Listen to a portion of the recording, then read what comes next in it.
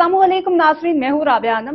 ताज़ा तरीन खबरों, दुरुस्त मालूमात और भरपूर कवरेज के साथ आप देख रहे हैं अवामी दुनिया न्यूज़ HD चैनल।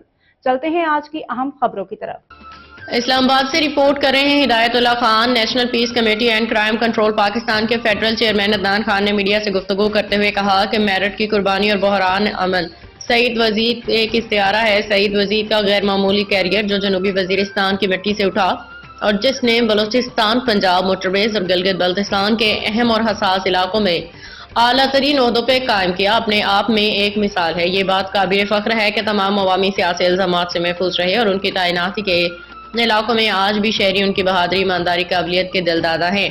उनकी तैनातियों का राज, जैसा कि शहरियों ने सवाल उठाया, दरअसल मौजूदा निज़ाम की तरजीहात का राज है। एक ऐसे अफसर के लिए आला ओहदों पे जगह ना होना जिसमें काबिलियत, दयानतदारी और दूरअंदेशी जैसे खसूसियात का इम्तिजाज हो, निज़ाम की नाकामी का सबसे बड़ा सबूत है। सईद वजीर सिर्फ एक पुलिस अफसर नहीं बल्कि निज़ाम से बाहर धकेले गए मेरिट और असूल पसंदी का एक जिंदा इस्तियारा है।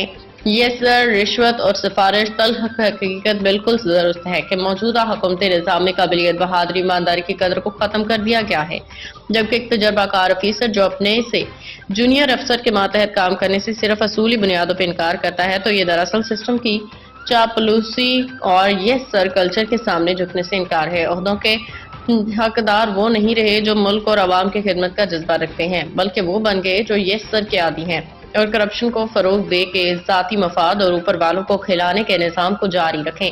वफाकी हुकूमत तरजीहात का सिर्फ पंजाब और सिंध तक महदूद होकर रह जाना, इसके बरक्स खैबर पख्तूनख्वा, बलोचिस्तान को बदअमनी की आग में झोंक देना इस बात का सबूत है कि अमन और खुशहाली उनकी तरजीहात नहीं बल्कि सिर्फ ओहदे बांटना, माल बनाना, बदअमनी का अरूज और महफूज DIGs जो खैबर पख्तूनख्वा, बलोचिस्तान में बदअमनी के खौफनाक सूरत हाल का जो नक्शा खींचा जा रहा है वो मुल्क की सिक्योरिटी के लिए एक संगीन इंतबाह है।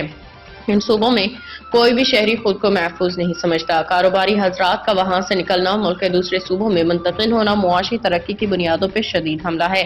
मखसूस DIGs और DPOs की एक रीजन से दूसरे रीजन में बार बार तैनाती और रोटेशन इस बात का सबूत है कि इनामी पोस्टिंग दी जा रही है, न कि अमन के लिए मौसर इंतजामी तब्दीली की जा रही है।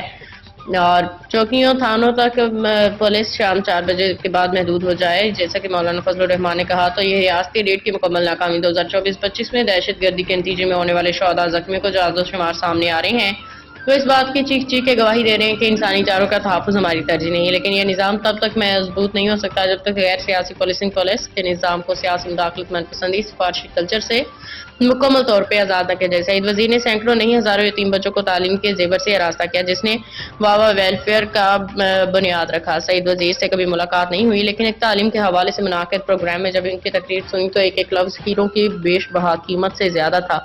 सईद वजीर को खैबर पख्तूनख्वा का इंस्पेक्टर जनरल मुकर्रर करना वक्त और नाजुक हालात की जरूरत है।